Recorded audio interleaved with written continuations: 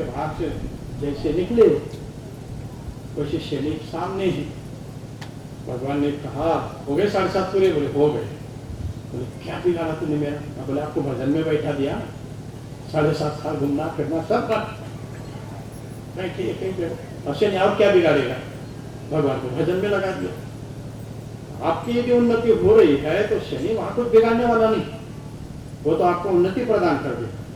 आप भगवान को पकड़ के रखो। ऐसा विनाश का या दुखों का कर्दी का जब प्रसंग आ जाए तब क्या करें, इसके बारे में सूत जी महाराज सनक आदि ऋषियों को कहते हैं कि आप पूजा में संलग्न हो जाओ, परमात्मा को पकड़,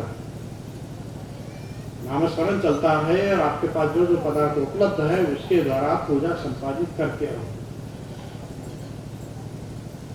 संसार जैसा है उससे विलक्षण कर्म आपको करना पड़ेगा, तब परमात्मा की प्राप्ति आपको हो जाए।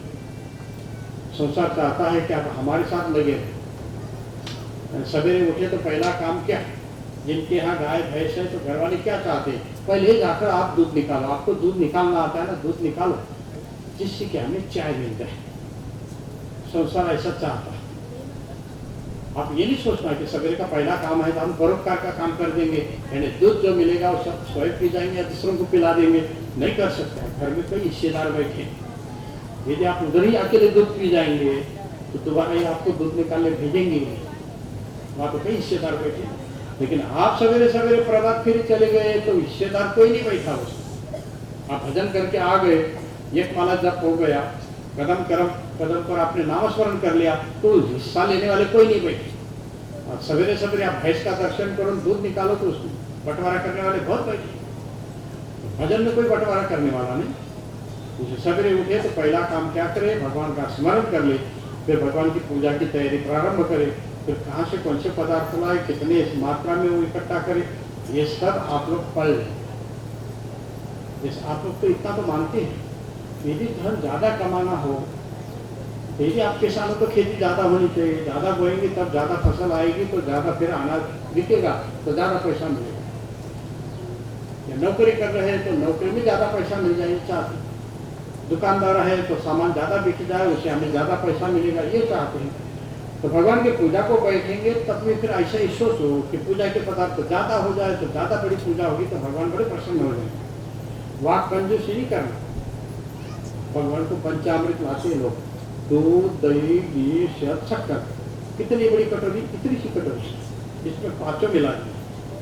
अब ये भोजन को बैठता है तब कितनी सी कटोरी दे दो उसको, तब तो कहेंगे कि कान में डालू कि नाक में डालू, आपने ले पाए ऐसी बोलेंगे। अब भगवान को देना है पंचामृत तो कितना बड़ा कटोरा, भगवान तो बहुत बड़े हैं, इतने बड़े भगवान को नहलाना है तो पदार्थ भी उसमें होने चाहिए, लेकिन लाएंगे कितना ये डाल देंगे तो भगवान का भी पूरा शरीर गिलाना हो, न भगवान का स्नान हो। फिर जैसा आपका कर्म वैसा आपको फल, उससे ज्यादा भगवान देते हैं। आपके पास जितनी खेती होगी उतना ही तो कमाई आप कर पाएंगे, कितना ही परिश्रम करो उसमें, थोड़ा बहुत बढ़ेगा तो बढ़ेगा, लेकिन 10 बीघा जिसके पास है उसकी जैसी कमाई कोई 1 बीघा वाला थोड़ी कर लेगा।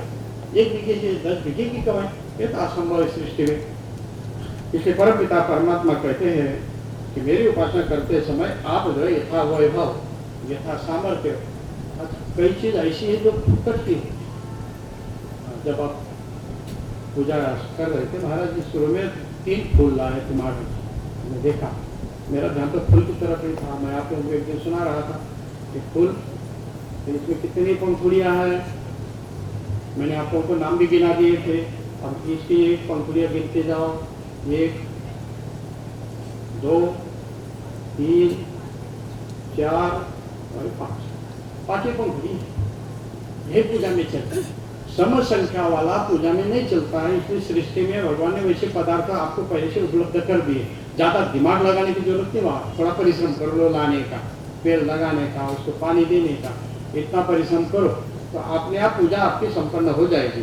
बेलपत्र में पत्ते 2 है तो 3 लगाने की जरूरत नहीं हो, 3 पत्ते के ज्यादा मिलेंगे, 4-5 वाले ज्यादा नहीं मिलेंगे, 3 वाले ज्यादा मिलेंगे। सृष्टि ने अपना स्वरूप ऐसा बना के रखा है कि वो भगवान के काम में आ जाए। आप भगवान का काम में लेने का छोड़ के आप अपना सुनने लग जाओ, अपने काम में ले लो, भगवान को दो ही नहीं।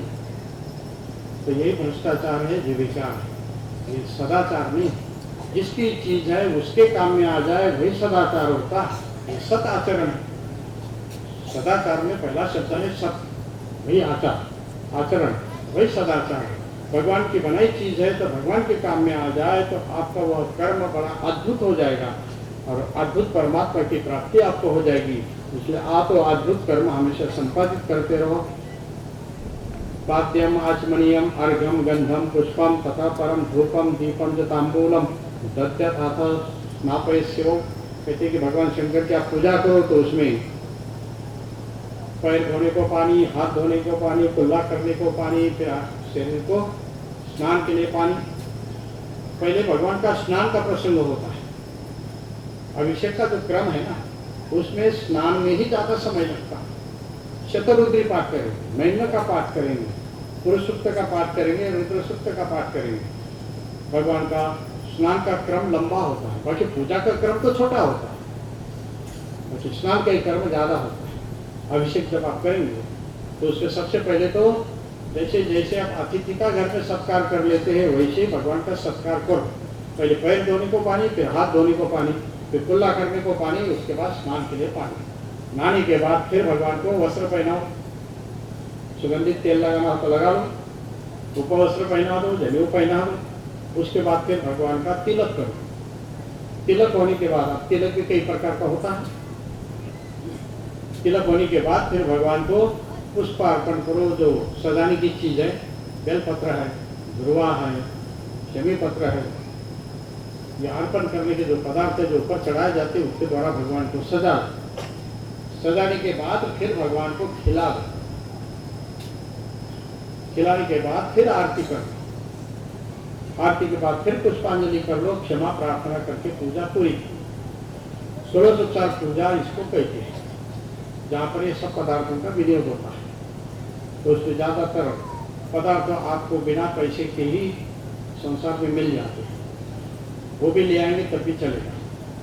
शिवपुराण तो यहाँ तक कहते हैं कि आपको शमी का वृक्ष मिल गया तो शमी पुष्प लाकर उसके द्वारा भगवान की पूजा करो। दुर्वा मिल रही है, बिना पैसे की है, तो दुर्वा लाकर भगवान की उपासना करो। बेलपत्र है, उसके द्वारा भगवान की आराधना करो। संसार के बहुत सारे पदार्थ ऐसे ही है जिसको आप बिना पैसे के थोड़ा परिश्रम करके ला सकते हैं, जंगल में जाकर उनके द्वारा भगवान की पूजा कर सकते हैं। लेकिन हम लोग हो गए आलसी, वो बेलपत्र देने वाला आए तब तो बेलपत्र पूजा में आएंगे, नहीं तो कोई पेड़ नहीं लगाएंगे। बेल के पेड़ लगाओ, कहते हैं कि 5 पेड़ लगाए, 11 पेड़ लगाए तो एक शिव मंदिर के निर्माण का फल मिल जाता है। बेलपत्र वृक्ष का बड़ा महत्व शास्त्रों में। पूजा से संबंधित जो जो पदार्थ है वो लेकर आप यदि भगवान की आराधना करेंगे तो भगवान प्रसन्न होकर वरदान दे देते हैं। इसलिए शिव पुराण के इस प्रसंग में भगवान की आराधना पूजा के रूप में कैसी की जाती है, इसका वर्णन सूत जी महाराज सनकादि ऋषियों को सुनाते हैं। स्नापयत गंध तोयेन, भगवान को स्नान करवाना है तो अष्टगंधा चंदन जल में मिला लिया करे, उसके द्वारा भगवान को नहलाए, या कपर मिला ले, इतर मिला ले, उसके द्वारा भगवान को स्नान करवाते हैं। मंत्र सिद्धि यथाक्रमा, बोले जैसे जैसे आप पदार्थ लेते जाएंगे वैसे आपके शब्दों का भी वजन बढ़ता जाएगा। इसलिए पदार्थों के साथ ही आप हमेशा भगवान के सामने पहुँचे, खाली हाथ न पहुँचे। रिक्त पाने न पश्य राजानंद दैवतम गुरुम, क्योंकि आचार्य कहते हैं किसी राजा के पास जाना है, कोई रोगी के पास जाना है, भगवान के पास जाना है, गुरु के पास जाना है, खाली हाथ न जाए, कुछ ना कुछ पदार्थ साथ में ले जाए। और संभव तो द्रव्याणाम यथा संभव संभृते केवल मंत्र तो ये वा स्नापय श्रद्धया शिवम। आपके पास कोई पदार्थ सुलभ ही नहीं है तो उस समय क्या करें? तो सुत जी महाराज सनकादि ऋषियों को सुनाते असंभव तो द्रव्याणाम, आपके पास इतना धन ही नहीं है कि आप पदार्थ इकट्ठा कर लो, पैसा नहीं आपके पास, तब क्या करें? यथा संभव समृद्धि, बहुत प्रयास किया तब भी धन नहीं मिल रहा है, और धन हो तो पदार्थ नहीं मिल रहे, तब क्या करें? बोले केवल ही मंत्र तो ये वा, सिर्फ मंत्रों के द्वारा और जल के द्वारा ही भगवान का पूजन संपादित करें, क्योंकि जल के आश्रित देवता होते हैं, तो जल का प्रयोग करें तो वो भी आपकी पूजा संपन्न हो जाएगी। देखो सनातन धर्म में आप जितने तीर्थ हैं कि जलाशय के तट पर है, कोई सरोवर के तट पर, देव नदी के तट पर, या फिर वहाँ पर कोई ना कोई जलाशय झरना वगैरह होगा, यानी जल के आश्रित ही देवी देवताओं का वास होता है, इसलिए इनकी पूजा में जल लिया जाता है। और आप जो भोजन करते हो क्या होता है, वो तो प्रसाद है ना, देवताओं को दिया हुआ, और आपका शरीर जो काम करने वाला है वो देवताओं के लिए करने वाला है, इसलिए आपके भोजन में भी पानी जरूरी है। बिना पानी का भोजन देवताओं का, भगवान का नहीं होता है। आप भगवान का स्मरण तो कर रहे हैं, बड़े जोर जोर से आप श्लोक बोल रहे हैं, यला यला के बोल रहे हैं, सब बोलते हैं छंद से, यला यला के बोल रहे, जोर जोर से बोल रहा है, और पानी लिया ही नहीं जल के भोजन के समय। पर आपका भोजन तो फिर राक्षस भोजन है, दैत्यों का भोजन है, इसलिए पंगत चले तो पहले पानी चले, नियम तो ऐसा है। लेकिन आजकल नमक चला देते हैं ना, क्योंकि हमारे महात्माओं की परंपरा है, नमक पहले नहीं चलाएंगे। नमक क्यों होना चाहिए भोजन में? 8 सौभाग्य है, सौभाग्य द्रव्य 8 है, उनमें से नमक एक है। पूजा में माला ली जाती है, माला भी एक द्रव्य है, सौभाग्य द्रव्य, वो होना जरूरी है अभिषेक में, पूजा में, इससे बड़ी उन्नति होती है। सौभाग्य द्रव्य 8 है, उनमें से जितने मिल सके उतने आप लेते रहेंगे तो आपकी बड़ी उन्नति होगी। मैं क्या कह रहा था, आप जो है भोजन करते हैं तो भोजन किसके लिए है? देवताओं के लिए है। पकाएंगे अपने लिए और खाएंगे